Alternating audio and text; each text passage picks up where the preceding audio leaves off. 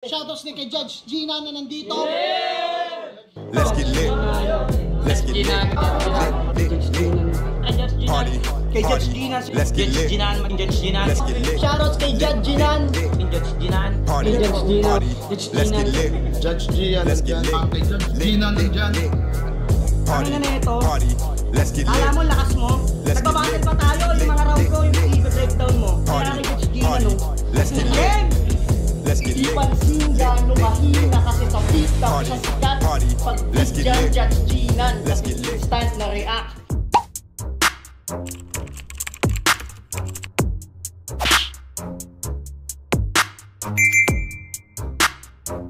In the yeah, put 'em in the yeah, yeah, yeah. If you feeling real good, put your hands in the yeah, put 'em in the yeah, yeah, yeah. If you feeling real good, put your hands. So what's up mga kamag, I'm back ang inyong online judge. Walang iba kundi Judge Jinan. Okay guys, katatapos lang natin reviewin yung dalawang semifinals ng Isabuhay 2025. Uploaded na yun sa channel natin. At konting pahinga lang.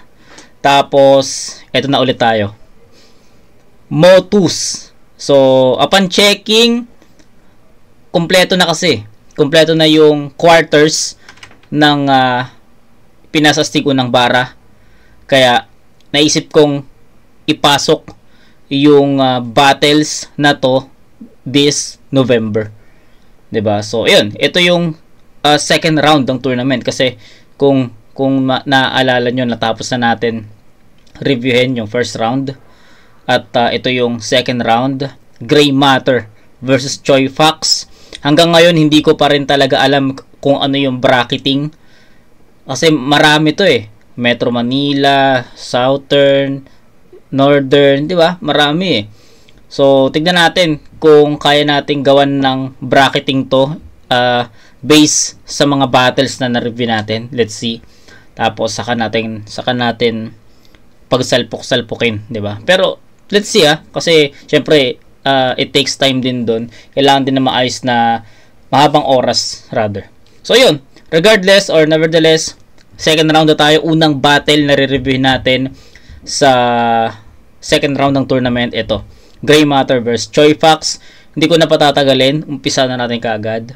Game. Salamat. Pero yun, nag-coin toss kami.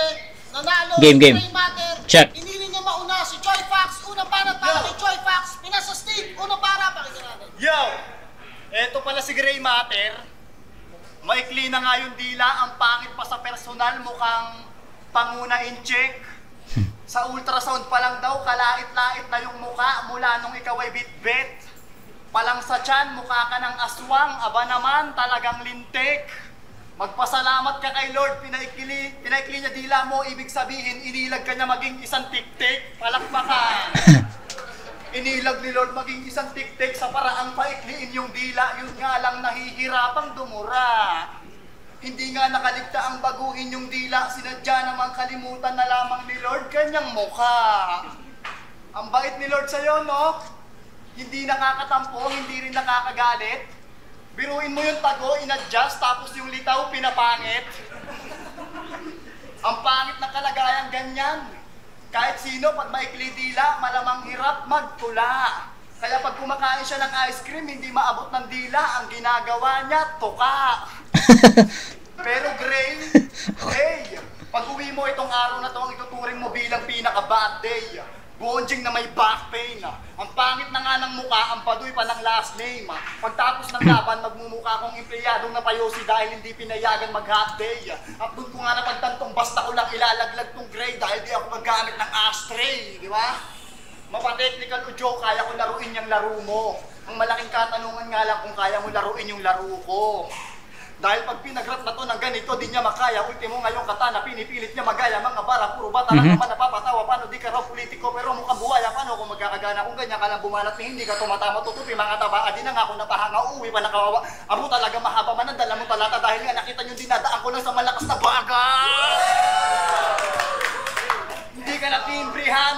Kaya kung pinuntahan mo, kumbaga sa barili ko yung nakapistol na teka-teka, ako naman yung naka-armalite na maliksi. Kaya talagang pag nagkarat-ratan, hindi makakaporma tong maikli, di ba?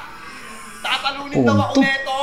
Malabo yun dahil ramdam na nila kung sino sa atin masalimaw. Papayag lang ako matalo mo ako kapag nakapag-rap ka ngayon ng ganon din kalinaw. Ang lakas! Okay. Nakuha ni Choi Fox yung momentum doon sa yung extended rhyme schemes. 'Di ba? Gusto ko sanang ulitin yun eh. Ulitin natin yung part na yun ha. Hey! Ulitin natin. Pag-uwi mo itong araw na to, ang ituturing mo bilang pinaka-bad day. Bonjing na may back pain. Ang pangit na nga ng mukha, ang padoy pa ng last name. Pagtapos ng laban, magmumukha kong empleyadong napayosi dahil hindi pinayaan. So, game. Ito yun. Doon ko nga napagtantong basta ko lang ilalaglag tong grade dahil di ako magamit ng ashtray, di ba? Mapa-technical o joke, kaya ko laruin yung laro mo. Ang malaking katanungan nga lang kung kaya mo laruin yung laro ko. Dahil pag pinag-rap na to ng ganito, To. di niya makaya. Ultimo ngayong kata, Lupit neto. Lupit neto. Bata lang naman napapatawa, paano di ka raw politiko pero mukhang buhaya, paano kung magkakagana kung ganyan ka lang bumalat ni hindi ka tumatama tutupi, mga tabaa din na nga ako napahanga, uuwi pa nakawawa. Abo talaga mahaba man ang dala mo talata dahil nga nakita nyo dinadaan ko lang sa malakas na bagay. Doon niya nakuha yung momentum eh. Kasi may para sa akin slow start pa si Choi Fox eh. Kumbaga hindi pa ganun kalakas yung mga naisip niyang lines or references para kay Gray eh. Kumbaga na nagamit na kay Gray yung mga ganong angulo before, yung about sa dila, 'di ba? So yung ibang angles na ginamit ni Choi na narinig ko na yun sa hindi man direct na ganun sinabi, pero yung punto ganun eh. Sana naintindihan nyo. Pero nakuha ni Choi yung momentum doon sa extended rhyme schemes na yun. Grabe yun.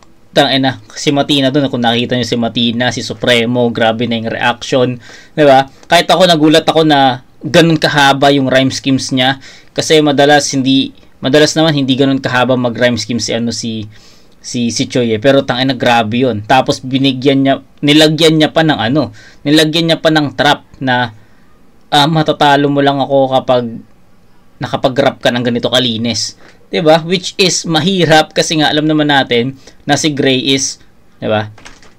Medyo bulol sa R, 'di ba? Pero nagagawang strength kasi ni Gray Matter yung ganun eh. Kaya challenge din kay Gray kung paano niya itatawid yung performance niya sa ganung performance na pinakita ni Choi. So, second half, grabing second half yun. Pero yung first half ni Choi, medyo pa yun, on off pa. Okay? Gets nyo? So, yun. Pakinggan natin si Gray kung paano niya babawiin yung sarili niya dito. Galing. Last ni Choi dito. Pakatak! Ayop ka, contestant number 1. Blow ka lang bro, wala ka nang hangin sa katawan. Huli ko ng kalaban, si Dragnel, may drag sa pangalan. Sunod naman si Choi Fox, may drag na sinasalang. Mga tinatapat sa akin, mukhang hindi friendly, katakot.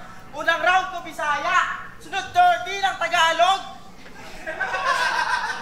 Pero ito yung bahay na kahit hindi, di yan pinapatos. Ito resulta, pag Tagalog at Bisaya, pilit, pinag-aayos. Kasi mukha kang lulong pa at batak, tas ubod pa ng asim. Mukha kang nakain ng pagpag sa may puno ng saging. Pero favorite na ni Sir Sight, huwag nyo masyadong anuhin. Ikaw pa ng round 1 mo, Makoy eh. Halatang gusto kang pag-championin. Tinalo mo si Makoy.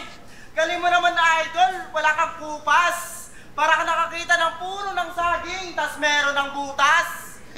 Pero kung huling last battle mo, Mark Alfonso, sa akin ka, domestic man. Huling dalawang nakalaban ko, kapwa ko, binirginan. Ako isang amak na chaser lang. Habol ko kayo ay tambakan. Kaya ngayon ko dito, masasabon. Di lang kita, babanlawan. Mukha kang ininja ng kadetas na nainom mo na yung robas. Gago. Sana ngayong darating na Pasko, regaluhan ka ng posas. Kasi katawan pa lang, alam na namin kung saan bagay kalulong. Pag nabagyo, para dili pa rin, sinasabitan ka ng gulong. Kaya ito'y kontra sa Ranggola, tapos malakas kong hangin, itong bunot-butot malat, ay lilipat ngayong tinapat sa akin. May vision na malalim, laban sa may vision pampalalim. Wait pa lang, alam mo nang magkaiba division natin. Nagkaiba din. O, di ba? Hindi marunong Okay. Round 1, actually dumikit. Dumikit si Gray. Pero yung round 1 bibigay ko kay Choi. Mahirap na decision, guys. Mahirap na decision kasi para sa akin hindi siya one-sided, 'di ba? Hindi one-sided yung battle na 'yon. Kailangan mong pumili talaga. So sa akin, ito, explain ko lang muna. Round 1 ni Gray, solido 'yon. Pero nakulangan ako sa mga mabibigat na linya, creativity, mabigat na punto at mga punchline para kay Choi. Which is sa round 1 naman ni Choi, may meron siyang room shaker which is yung extended rhyme schemes niya, yung flow niya, yung multis niya. Yun yung nagpa-hype, ayun yung turning point ng round 1 ni Choi Fox para makapag-set ng mataas na standard sa unang ikot at yun yung kailangan naman na talunin or talunan ni Gray para makuha niya yung round 1. Unfortunately, round 1 ni Gray Matter was not enough to beat that round of Choi Fox. So, marami naman akong aspects, marami akong tinignan, marami akong aspects at tinignan na angles, 'di ba? Para makita ko or matimbang ko kung sino yung lumalamang doon. But ayun nga, sa round 1 ibibigay ko yun kay Choi. Unang-una, mataas yung nagawang wall or tono standard ni Choi Fox. Mataas. Even second half ni Choi yung naging turning point, malakas pa rin. After kasi nun, nagsunod-sunod yung momentum eh. Kay Gray Matter, andun yung 4-bar set, yes. Andun yung mga punto, yes. Andun yung mga punchline. Pero ang naging kulang doon yung siguro, for me, creativity. Hindi niya nahigitan, hindi niya nalagpasan yung round 1 ni Choi. Siguro, para sa akin, kung halimbawa na-maintain ni Choi Fox yung round 1 yung first half ng round 1 niya, walang let's say walang extended rhyme schemes, walang flow, pwede natin sabing tabla yun eh. Ganon, para lang ma-visualize nyo na ganon kadikit yung hatol, 'di ba? So yun, yung nagpapanalo talaga sa round 1 is yung flow ni Choi, at sa tingin ko hindi yun natapatan ni Gray Matter. Okay? 9-8 Choi Fox. Round 2. Iba division natin. Time na pag gano'n. O, di ba? Hindi marunong mag-rap? Hindi ka naman talaga rapper eh. Tagagubat ka ng Cavite City. Mukha kang King Kong na naging player ng ping pong tapos may kapangyarihang TV. Imaginein mo. Hoy, tagagubat. Dun sa inyo, walang kuryente. Liblib. Pero okay yung mga pagkain doon, healthy, nakakawili. Paano ko nasabing healthy yung gubat na walang kuryente? Siyempre, mga walang TV. Pating dagat pa yon. Yung dagat naman nila doon, kulay itim. Tapos yung tubig, maanghang. Tawag nila doon, sili. Ang pangit ng dagat nyo, walang isda o kahit maliliit na talangka. Trip niya doon, pag walang mabingwit, pupuntang gubat, magnanakaw ng langka.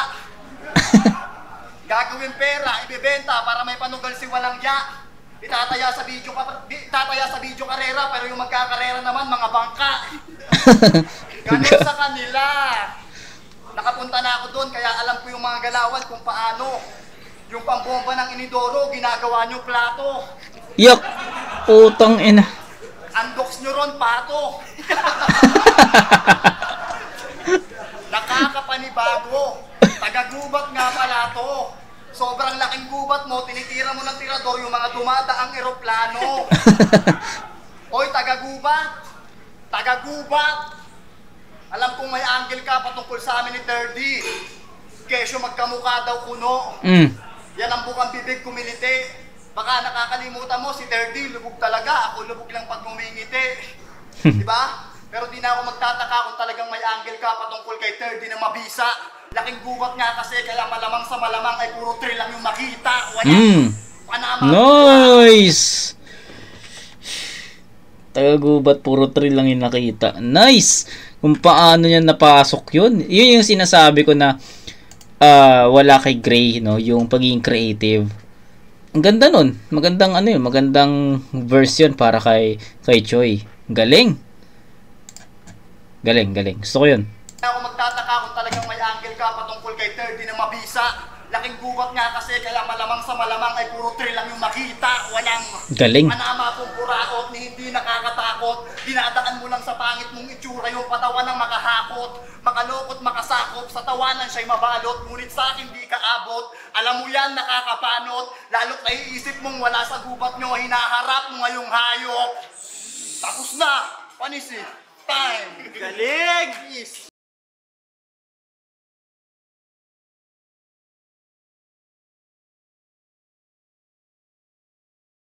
Ano? Yun lang yung masasabi ko. Prepared si Choi Fox. Tanginang yan. Yun lang yung adjective na hindi, marami naman. Although maraming adjective na pwedeng sabihin doon sa round 2 ni Choi. Pero yung nangunguna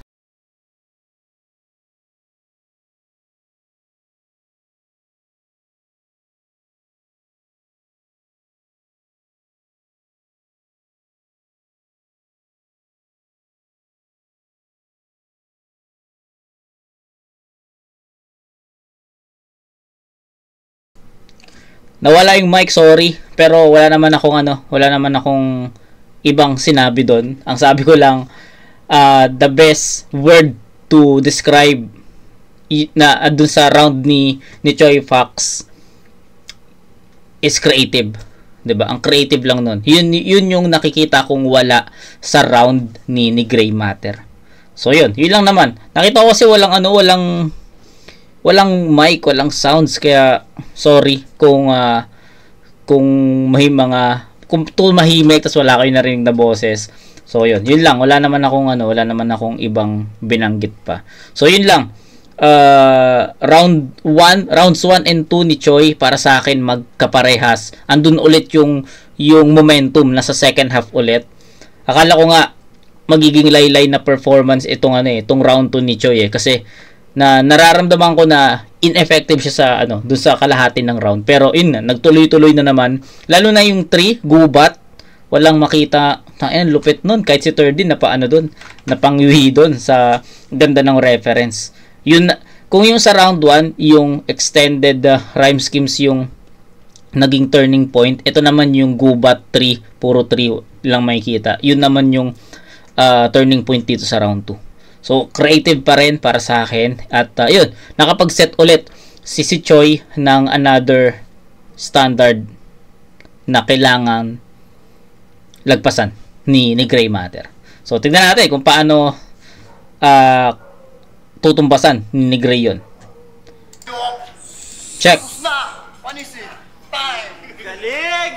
Lakas! Astig! Pinas! MC to ng laglagan. Hindi ikaw pil mo pagkageto. Kasi venue nila sa sementeryo para may libre na sesto. O, di ba? Tapos lahat kayo doon, mga hustler, napaka-solid, pambihira. Pagkatapos nila magbate, nangongolekta ng kandila. Mga tirador kayo ng biskwit sa puntod. Lahat sinisimot, walang tinitira. November 1, araw ng patay, pero parang piyesta sa kanila. Pero ngayon, di na sa cemetery yung venue. Yung event, di na mahali pa rin. Pero bakit yung karera mo, papatay-patay pa rin? Kasi si Katana, Slack 1, galing di... Huwag kayo matingin sa taas! Maglangas! But, papatay-patay pa rin kasi si Katana at si Lakwan galing din naglagan. Pero sa isang buhay, naging malupit na contender. Habang ikaw na natiling nandiyan, hinihintay yung piyesta sa November. Nagsishade ka kasi kahit gabi. Yung forma mo ang alay, pinanood ko laban yun ni Jesu. Para kayong bulag na nag-aaway. Mga feeling cyclops no? Basta ako na bahala magbawas para yung nais mata mo. Magiging cyclops ka na rin pag isa na lang yung mata mo. Pero sige, ikaw na dito yung naka-shades 50. Ako na bahala magpaiyak kapag ako nag-shades 50. Pero siguradong may sibak. Oo, sibak. Iwan niya ng todo. Okay. Pinagmukha ko pa na bobo. Kahit mag-shade ka pa sa round, wala ka matatanggap na boto. Kasi sana Shade round boto. Okay. Bes di ka na masisikatan. Kapag binawang kita, 6 feet under, wala ka ng liwanag na masisilayan. Kasi pares natin ito na break. Pero ako na bahala ng mambali. Ikaw kailangan na magprenos. Pagkatapos malaglag sa dating liga, dediretso ako yung papanik. Nasa peso ikaw yung hahalik. Sa semento, sa ayaw mo, sa hindi. Ibabalik sa sementeryo. Tingap. Tingap. Walang dating. Okay. Ikaklaro ko lang. Malakas yung rounds ni Gray Matter 1 and 2. Pero ang nagiging problema lang, kulang sa impact eh. Gets nyo? Andun yung performance ni Gray Matter, andun yung aggressiveness ni Gray Matter, pero yung impact doon nagkakatalo. Napanood natin yung ibang mga battles ni Gray. Kumpleto eh, 'di ba? Jokes, bars, wordplay, may mga ganong elements si Gray Matter sa sulat niya. Pero this time nagkukulang si Gray Matter. Hindi ko alam dahil ba maraming rules dito, I don't know, pero nagawa naman niya dun sa laban niya kay Dragneel eh. Naging creative naman siya dun eh, 'di ba? Yun lang yung question, bakit parang kinakapos si Gray dito?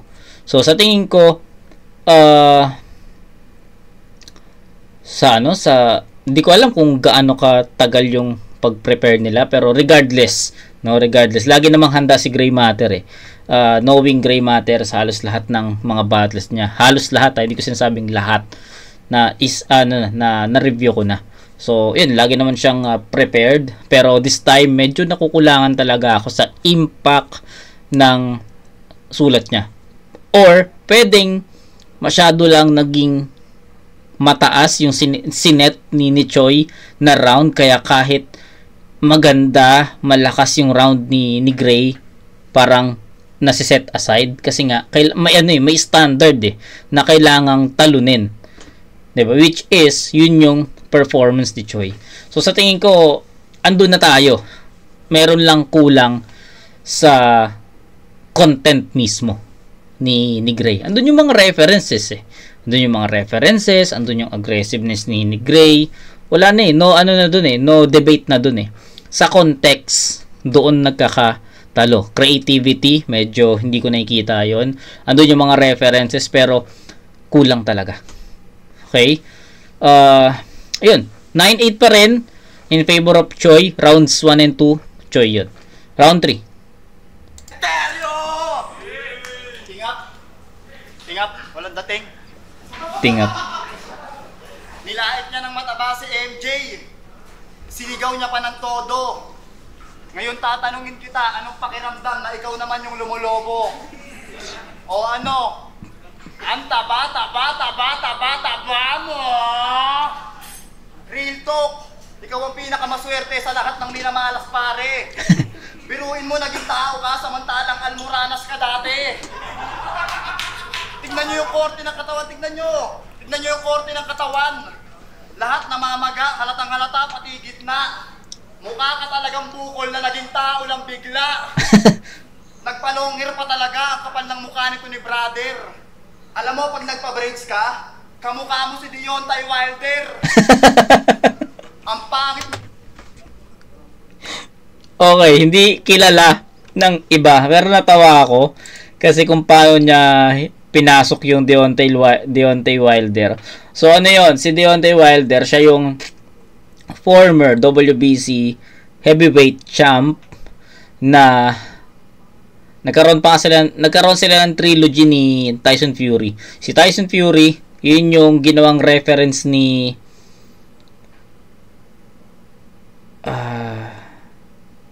sino ba yung kaka-review lang natin nun eh? Kaka-review lang natin yun yung magkaiba yung era ni Mike Tyson kay Tyson Fury. Kaka-review lang natin. Hindi ko lang matandaan kung sino yung kaninong battle. Basta, neto lang. Kalimutan ko lang. So, yun. Si Deontay Wilder tsaka si Tyson Fury. Magka-era yun. At nagkaroon sila ng trilogy dahil sa WBC. Kasi yung unang laban, tabla. Pangalawa, panalo si Tyson. Tapos pangatlo, yun, Tyson pa rin. So, yun. Magandang panoorin nyo yung trilogy ng dalawang heavyweight na yun. Magandang laban yun. Naano ko lang, na ganda lang ng pagkakatahi ni Choi sa setup. Ang ganda ng setup. Tapos maglaland sa Deontay Wilder. Walang parang out of nowhere eh. Kasi ang ganda ng setup about sa braids. Tapos biglang Deontay Wilder na boksingero. Diba? Wala lang, ako. Na-shock lang ako doon. Pero ang ganda. Mo talaga. Parang lahat ng kapangitan sa'yo lang pinatama. Kaya hindi ka nagkakasyota kasi nakakahiya kang igala. Kami mo parang hindi anak ng tao. Walang dating, ang pangit, bonjing, nakakahiya ka talaga, boss. Unang round mo ng tournament, kitang-kita ko, bumatil ka, naka-crocs. Dapat nagkapote ka na din para overall. Nahiya ka pa. Diba? Dapat nagkapote ka na rin para overall. Nahiya ka pa. Diba? Purong joke lang yung binibitawan, hindi na para pakitaan ng talim. Alam mong kaya ko yung kaya mo at kung ano bang kaya mong gawin. Batch 1 ka pa naman ng Motus pero hanggang ngayon wala kang narating. Naabutan pa kita dito, ang masama doon, dinayo pa kita kung saan ka magaling. Longest na rapper, tinalo ni Casper. Sa lahat ng mga mali mo, ako na yung magiging karma. Buhay na patunay yung multo na hindi ka tatago sa tikadasma. Tong inang yan. Itutumba ko to ng malugod ngayong may tiyempo na ako. Hindi makakapuntos tong si Maki Mejorada, lalo't Mejorado. Tapos nais mo pa mag-champion? Magka-champion ka lang dito kapag ang labanan ay pogs. Ako hindi ko hangad mag-champion pero manalo o matalo, hindi ako babattle ng naka-crocs. Time. Wala, kinuha na ni Choi Pax tong battle na to. Tapos yung body language ni Gray, sa tingin ko na-apektuhan na siya eh. Parang alam na rin niya yung resulta eh. Pero yun, respect pa rin kay Gray Matter, pakinggan natin. Sa round 3 ni Choi, for formality na lang yun. I think isang solidong round pa rin yun. 'Di ba? At effective pa rin yung mga binitawan niya doon. Okay, present tayo kay Gray. Sana all baliw. Alam mo, sa sobrang boring, baka yung Motus, magka-haters, tanga ka. Kasi para to panoorin, pag in-upload na sa YouTube, lalagyan ng ML sa baba. Sa poster, nilagay pa yung mukha mo. Hinayaan ako ng umatol. Pes yung piski mo, lubog! Ano yan? Kinurakot ng kontraktor? Oops! Politics, sinasali. Bawas puntos, tinabali. Basta ganun dapat mag-rap, Choi Pax. May facts na sinasabi. Di tulad mo. Choi Pax pangalan, pero tropa mo si Wanlay. Tapos gagawa pa kayo dance group. Aba, nice move. Ano pangalan ng grupo nyo ha? Half Troop? Hayop! Half Troop, hayop. Okay. Magkaiba tayo, Choi. Kapag ako nagsabi ng Pax, masakit, mabakat. Kapag ikaw nagkalat ng Pax, masakit sa balat. Kasi, okay. Ang ganda nun. kukunin daw niya ni Ai, pero tinanggihan niya dahil sa rap. Putek ang drama niya. Parang ang dating, gusto niya kami sa kanya magpasalamat pa. Kung tinanggap mo o hindi, kay Ai mas mababa ka. At kahit sa galupalop mapunta, sa hip-hop walang mawawala. Tinanggihan mo si Mama Ai, tanging ina mo pala eh. Tanggi ka ng tanggi, tas ang dating, utang na loob pa namin bro. Kung tinanggap mo yung offer, edi sana hindi puro pagpag, kinakain mo. Kasi kung meron ka talagang prinsipyo, dapat di mo na kailangan niyang sabihin. At kung pipiliin mo yung sinasabi mong prinsipyo, dapat kaya ka niyang pakainin. Kasi nalaman lang na sponsor yung Mighty, tinayagan dito, pati patok. Eh lahat ng nanalo na karaan, tagti-3K. Ikaw lang binigyan ng plato, rito. Pero dapat sa akin binigyan yung plato. Kasi food trip mga kasali, sa init ko, walang papawi. Unang bara o kumpadre, next year sa pedestal, ako pa rin ang maghahari ng walang bobong magtanong kung sino dito dominante. Kasi ako ay magbibida. Kasi ako ay magsisiga, tabi lahat ng nagbibida. Gagawin ko impyerno ang imperyo at ang ibo lang matitira. At 30, teka lang, at 30, yung respeto sa usay mo, natangan-tangan bro. Pero may dating sana yung main event kung ako nalaban mo.